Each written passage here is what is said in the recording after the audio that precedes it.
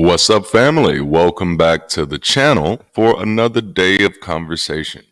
And today we're going to be talking about some of the reasons why Christianity will continue to crumble. And I think this is going to be a pretty good conversation. We're going to jump into this. But before we do, make sure to like the video, subscribe to the channel, hit that alert notification bell, and consider joining, supporting, or connecting with this community, channel, or content in any way that makes sense to you. Also, we have some of the dopest merch in the game, so check that out. And you can check that out at windowshop.dldd.us. Yep, that's right, Window Shop. And that's window with a Y. I'll try to remember to put that on the screen. All right, so we're going to have this conversation, and we're talking about why Christianity will continue to crumble. Now, I know many people don't feel like Christianity is crumbling. There are many of you who believe that Christianity is stronger than it has ever been before. And I guess that would depend on how you define strong. But from the perspective of an ex-pastor, a former pastor who was heavily involved, the majority of my contemporaries, when I was a pastor, we all understood that Christianity was in trouble. And I don't think that's a dynamic. So we're going to talk about it. So let's start here. I guess for a sense of poetry, the phrase "a house divided cannot stand" comes to mind. This originates from the Bible, as far as I know right now, in Mark chapter 3, verse 25. Where the character known as Jesus warns that internal conflict leads to collapse. This concept is applicable to Christianity today, as the increasing number of denominations reflects deep-seated disagreements on theology, practice, and interpretation of scriptures.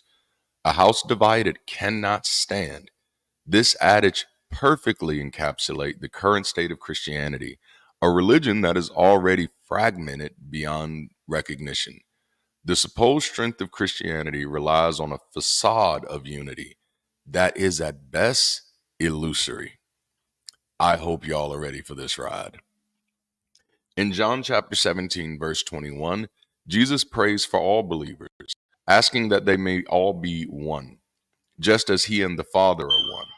Despite this call for unity, the vast number of denominations and conflicting doctrines within Christianity highlight the disparity between this ideal and the reality, underscoring the illusory nature of the supposed unity. In Ephesians chapter 4, verse 3 through 6, the Apostle Paul urges believers to make every effort to keep the unity of the Spirit through the bond of peace. He emphasizes that there is one body and one Spirit, and one Lord, one faith, and one baptism. This passage is often cited to stress that there should be a fundamental unity in belief and practice among Christians. The existence of multiple interpretations of key doctrines contradicts this notion, revealing that fractures within Christianity that undermine the facade of unity. In reality, the religion is a patchwork of conflicting doctrines and sects, each claiming to hold the true interpretation of a supposedly unchangeable divine message. The perceived strength of Christianity often relies on the language of unity, suggesting a common set of beliefs and practices amongst its adherents. However, this unity is largely illusory. Even when looking at doctrinal differences, fundamental disagreements exist on key issues such as salvation, sacraments, the nature of Jesus, and the authority of the Bible. Different Christian groups hold varying stances on social issues like pride rights, gender roles, and abortion, leading to further fragmentation. And then while some efforts aim to promote unity among Christian denominations, sectarian attitudes often prevail, with groups emphasizing their distinctiveness rather than their commonalities. This is why our church is different. This is why our denomination is right. And if your denomination is right, then the implication is that all the other denominations are wrong, which would mean from your denominational worldview, those other people are actually not participants in the same religion that you are. All right. And of course, speaking of which, there are multiple thousands of Christian denominations worldwide. This proliferation indicates that indicates not just diversity, but deep divisions that challenge the notion of a unified faith or religion. An illustrative example of Christianity's fragmentation is the existence of multiple leaders bearing the title of Pope across different Christian denominations. Traditionally, the term Pope is associated with the Bishop of Rome, the leader of the Roman Catholic Church. However, there are currently several individuals recognized as popes within various Christian sects, further highlighting the religion's lack of unity. The most widely recognized pope is Pope Francis, the leader of the Roman Catholic Church, which claims over 1 billion adherents worldwide. But then the Coptic Orthodox Church of Alexandria in Egypt is led by Pope Tawadros II. This church split from what is now the Roman Catholic Church after the Council of Chalcedon in 451 Common Era due to doctrinal differences regarding the nature of Christ. But then the leader holds the title Pope and Patriarch of Alexandria and all Africa for the Greek Orthodox Patriarchate of Alexandria, which is currently held by Pope Theodore II. This branch is a part of Eastern Orthodoxy, which split from Roman Catholicism in the Great Schism of 1054 CE. And then there's also a small sect based in Spain that broke away from the Roman Catholic Church in the 1970s. They have their own line of popes, with the current leader being Pope Peter III. Throughout history and even today, various schismatic groups and individuals have declared their own popes, often in opposition to the Roman Catholic Church. These anti-popes emerge due to doctrinal disputes, personal ambition, or claims of corruption within the mainstream church. The existence of multiple popes is emblematic of Christianity's deep divisions. Each of these leaders claims spiritual authority and legitimacy, yet they often represent conflicting doctrines and practices. This multiplicity undermines any notion of a unified Christian leadership and further emphasizes the fragmented nature of the religion. Moreover, the historical instances of multiple popes within the Roman Catholic Church itself, such as during the Western Schism, when rival claimants to the papacy existed, showcase internal conflicts and power struggles during that period. There were times when 2 or even 3 individuals claimed to be the true pope, each with their own followers, and political backing. The current situation, where multiple denominations have their own popes or equivalent leaders, reflects the ongoing splintering of Christianity. Instead of unifying under a single spiritual head, Christian groups have continually fractured, each asserting their own interpretations of faith and leadership. This reality starkly contrasts with the idealized image of a singular cohesive religion guided by one supreme pontiff. The proliferation of popes and other high ranking leaders across Christian sects underscores the absence of a unified doctrine or authority within Christianity. It exemplifies how the religion has become a collection of disparate groups, each operating independently and often in contradiction with one another. This fragmentation not only diminishes Christianity's influence, but also highlights the inherent instability of a faith that cannot consolidate its belief or leadership. In essence, the existence of multiple popes serve as a tangible manifestation of Christianity's disunity. It reinforces the notion that the religion's supposed strength through unity is nothing more than an illusion, further contributing to its gradual decline and irrelevance in a world that increasingly values coherence, inclusivity, and rationality. When comparing the fragmentation within the Abrahamic religions, Christianity's extensive proliferation of denominations starkly contrast with the relative cohesion found in Judaism and Islam. This significant difference highlights Christianity's deep internal divisions and further underscores the argument that it lacks the unity necessary to stand as a singular, cohesive religion.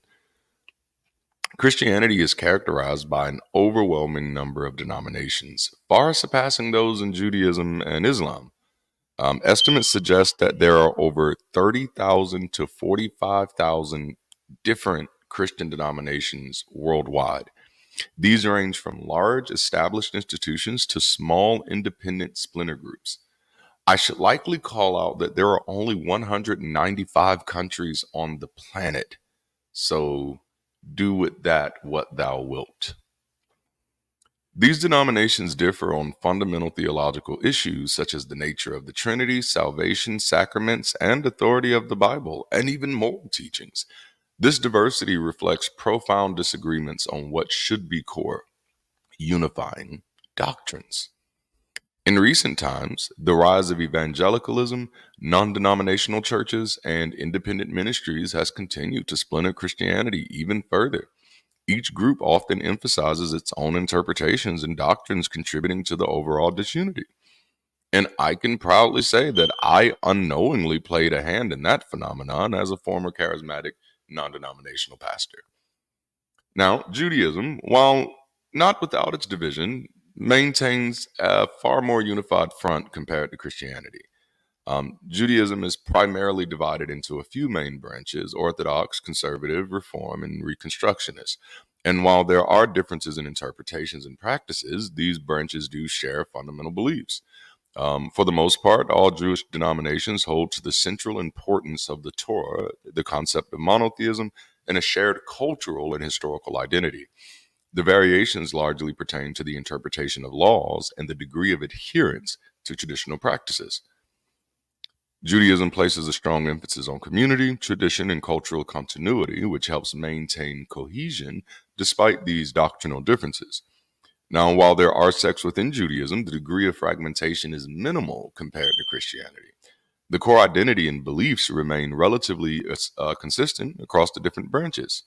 Now, to be fair here, Judaism represents a much smaller market share at 15.7 million estimated adherents versus Christianity's claim for 2.4 billion estimated adherents. And Judaism is a cultural faith, not a missionary faith. So while, yes, they do accept new converts, they largely do not actively evangelize on behalf of the awaited Messiah. Now, there are likely a slew of things that I could say about Judaism, but that's not what this video is about, so we'll save that for a later date. But there is another Abrahamic faith, Islam. And though divided mainly into Sunni and Shia branches, it exhibits a significant degree of unity in its foundational beliefs. The primary division in Islam is between Sunni, about 85 to 90% of Muslims, and Shia, about 10 to 15. There are also smaller groups like the Nation of Islam, which who often don't get included, but the Ibadi and Sufism, the later being more of a mystical approach within Islam rather than a separate sect. And for the most part, there are unified core beliefs such as the five pillars of Islam, belief in the Quran as the ultimate revelation, and the recognition of Muhammad as the final prophet. But you will find that, like the Nation of Islam, which I will say more about that shortly, they do not recognize Muhammad as the final prophet. They recognize Elijah Muhammad as the final prophet. Don't know if you've seen the movie, but after me, there will be no more. You got to go watch the movie to get that reference. The movie is X, Malcolm X movie that was done by, what is that guy's name? I should know his name. I mean, I know his name. Y'all know his Spike Lee. There it is.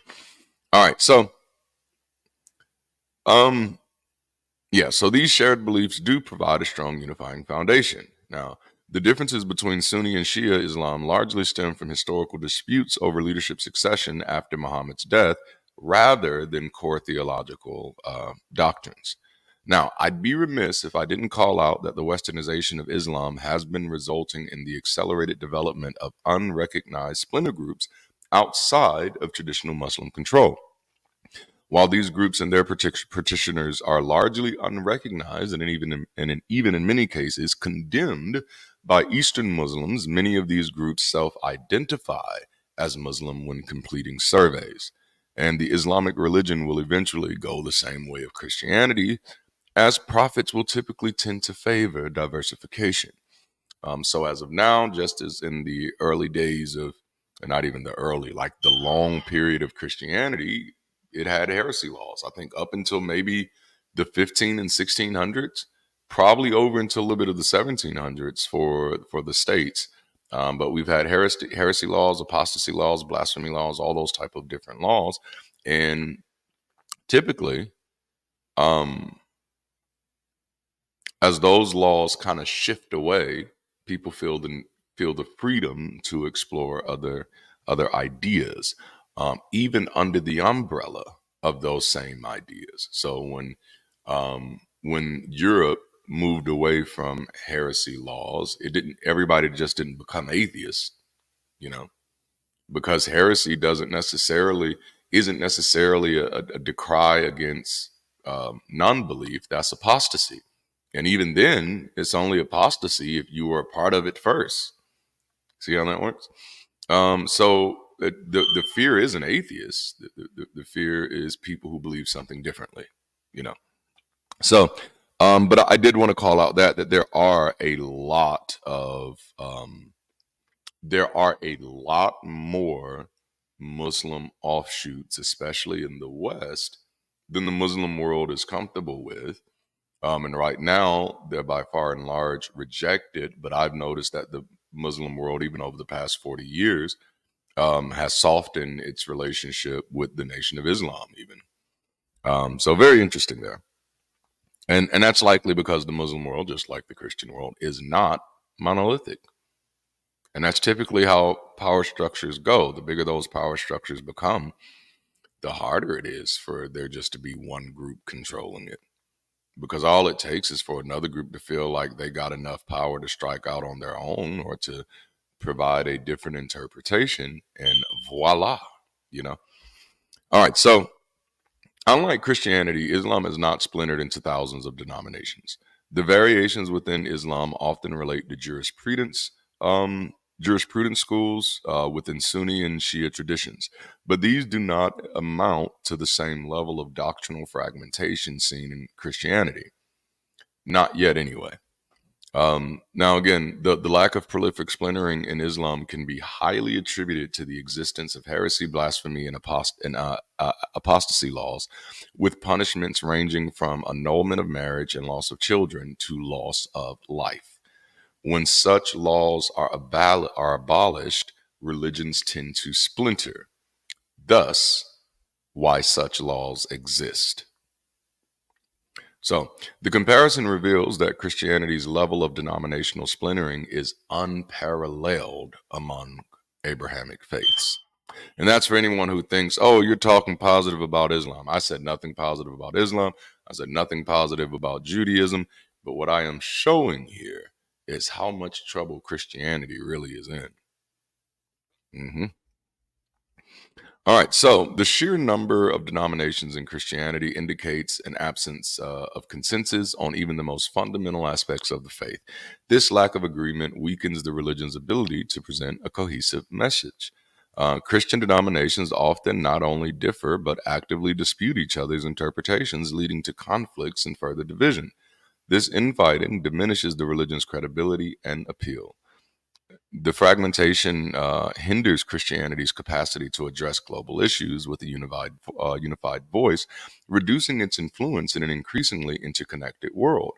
Because Christians on one side of the planet have to have a different relationship with their Christianity than those on the other side of the planet. But then that's also people in one class of society. Christians in one class of society has to have a different relationship with their Christianity than people in another class of society. This is the this is what it's fracturing all the way down, splintering all the way down, division all the way down. But I often remind people, like, but that's the whole book, though, right? Like when you start off day one, right? Like day one, when everything is set up, God and man divides. You know what I'm saying? God divides himself from humanity. A few days later, Cain divides himself from Abel, and is then have to divide himself from his family, and it just keeps going down. You know, the majority of the stories in the old in the book of Genesis are brother against brother, over and over and over again. But then even the whole story of the Old Testament is really more so of a cautionary tale, because it is how these people who had been dividing against each other for so long wanted hope of unity, but never actually got the unity. They existed as a unified people, allegedly for 2 kings, and then that was it. After that, it's back to divided and scattered and exiled and scattered and exiled with the hope of one day, someday, in the sweet by and by. I don't know. But God will bring them back. So it should be no surprise because when you actually study the message, that's what the message is. The message is divide and to keep dividing. Be ye separate, come out from among them. You know, it's when people talk about the central message of the gospel or the central message of scripture as love and unity, I say, I don't think you were paying attention. All right. Which we're going to talk about a little more. So, all right. But the relative unity within, and I do say relative, right? The relative unity within Judaism and Islam demonstrates that maintaining core shared beliefs is possible. Whether you're doing it through some form of ethnocentrism or you're doing it through legislation, even amid differences. Christianity's failure to do so highlights its inherent instability. While all religions experience some degree of internal variation, the magnitude of Christianity's division is unique and indicative of deep seated disagreements that undermine any claim to unity. This fragmentation accelerates Christianity's decline as the lack of cohesion leads to confusion, conflict, and a diminished ability to adapt to modern societal values in a timely manner. Calling Christianity one religion is nearly as misguided as referring to Africa as a single country. Just as Africa is a diverse continent composed of numerous countries with distinct cultures, languages, and beliefs, Christianity, Christianity is a conglomerate of denominations, sects, and cults that often disagree on fundamental principles. The illusion of a unified Christianity masks deep divisions that have eroded any semblance of a shared belief system or collective identity. Christianity includes it's through its variety of traditions includes Roman Catholicism, Eastern Orthodoxy, Greek Orthodoxy, Protestantism, Anglicanism, Pentecostalism, hell, even Mormonism. You might even be able to throw Rastafarianism in there. It's an offshoot of that tree, you know. Although there was a time when Christianity might have been superficially classified as a singular religion with cohesive doctrines, this period was incredibly short lived and fundamentally illusory. From its very inception, Christianity was a splintered movement with diverse groups holding wildly different beliefs about key aspects of the faith. The so called unity was more a product of political maneuvering and suppression than genuine agreement among believers. The early Christian landscape was a cacophony of conflicting teachings and interpretations. Various sects like the Gnostics, Marcionites, Ebionites, and others each promoted their own version of Christian doctrine. They disagreed on everything from the nature of Jesus, was he divine, human, or both, to the interpretation of Jewish law and the path to salvation. This diversity highlights that Christianity started not as a unified religion, but as a collection of competing ideologies loosely connected by the figure of Jesus. The ecumenical councils, such as the Council of Nicaea in 325, are often cited as moments when Christianity solidified into a unified doctrine. However, these councils never truly represented all Christian groups. They were gatherings of select bishops who had the backing of the Roman emperor, notably Constantine, who had his own political motivations for wanting a unified religion to stabilize his empire. Rather than fostering genuine unity, these councils declared dissenting views as heretical, effectively excommunicating and marginalizing those who didn't align with the chosen doctrines. By labeling opposing views as heresy, the dominant faction within Christianity created the illusion of unity through exclusion and therefore the illusion of dominance as well. This wasn't a coming together of diverse beliefs into a harmonious whole, it was the silencing and suppression of alternative perspectives. The so called orthodox doctrine was established not because it was the most accurate or because it was divinely inspired, but because it was the one endorsed by those in power. This period of enforced unity was short lived. Even after the councils, new divisions arose, leading to further schisms, such as the split between the Eastern Orthodox and Roman Catholic churches, and later the Protestant Reformation. But then also the Council of Chalcedon in 451. Each of these movements fractured Christianity even more as leaders and their followers broke away to form new denominations based on their own interpretations of Scripture. The reality is that Christianity never possessed a true cohesive set of doctrines embraced by all or even most who identified with the faith. Any appearance of unity was manufactured by suppressing dissent and promoting the dominance of certain beliefs over others. This historical manipulation underscores the inherent fragmentation within Christianity and exposes the myth of its unified foundation. The religion's so called strength, allegedly derived from unity, has always been a facade masking deep seated divisions. As these fractures become more apparent, it's clear that Christianity's claim to unity was never more than a convenient illusion, and this contributes to its ongoing decline. In this way, Christianity has effectively disappeared as a coherent religion and has been replaced by smaller and smaller splinter groups or cults. These groups cling to their personalized versions of faith, continuing to further dilute any collective identity. The proliferation of these factions highlight the arbitrary nature of religious interpretations and undermines the credibility of Christianity as a whole. The crumbling of Christianity is inevitable. This is why it has constantly had to evolve itself through revivals and reformations. A belief system that cannot maintain internal consistency or present a united front is doomed to continue to decline. As science progresses and societies become more secular, the contradictions and inconsistencies within Christianity become increasingly apparent. People are questioning doctrines that were once accepted without thought, and the lack of satisfactory answers from a divided church only accelerates the erosion of faith. Moreover, the moral and ethical teachings of Christianity often clash with more modern values. Issues such as pride rights, gender equality, and scientific understanding of the universe expose the outdated and often harmful doctrines still upheld by many Christian cults.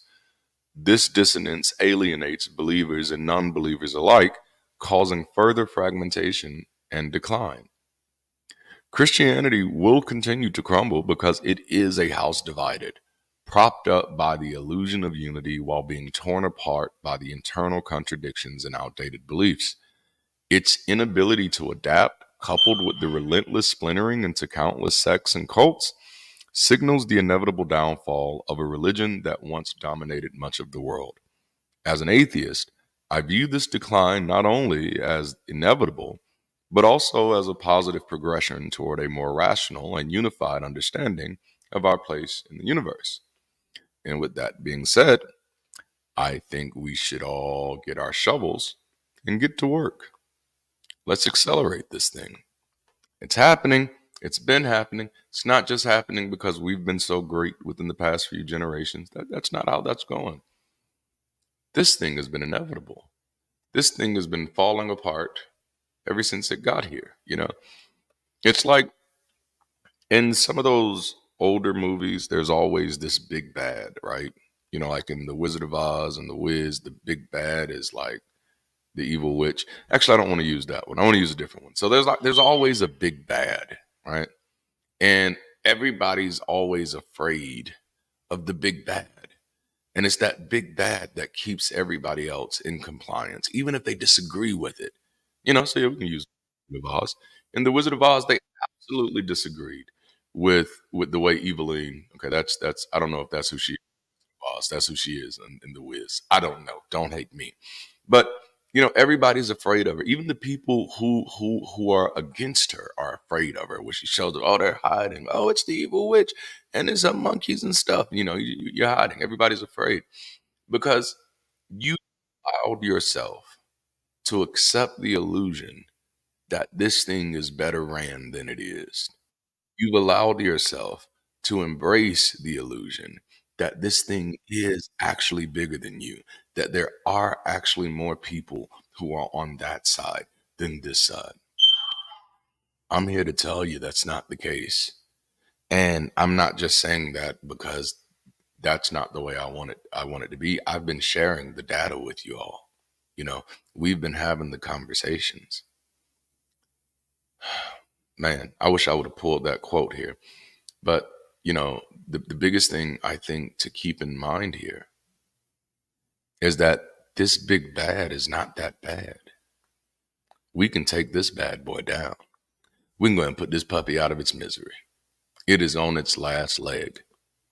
And the thing that it is depending on is us believing that it is still viably strong. That's why it's kicking and throwing this tantrum that it's throwing now, because it doesn't want to be found out for the fraud that it is. But we're here and we're looking behind the curtains. We see you. All right. I hope y'all enjoyed this conversation as much as I enjoyed pulling it together and presenting it. I think this is going to be a great one. And I knocked this out in 30 minutes. Yay, me. I don't think I've done that in a while. So thank you all so much for hanging out with me today. If you haven't already, like the video, subscribe to the channel, hit that alert notification bell. Consider joining, supporting, or connecting with this channel, community, or content in any way that makes sense to you. And last but not least, check out the merch. We have some of the dopest merch in the game. Check it out.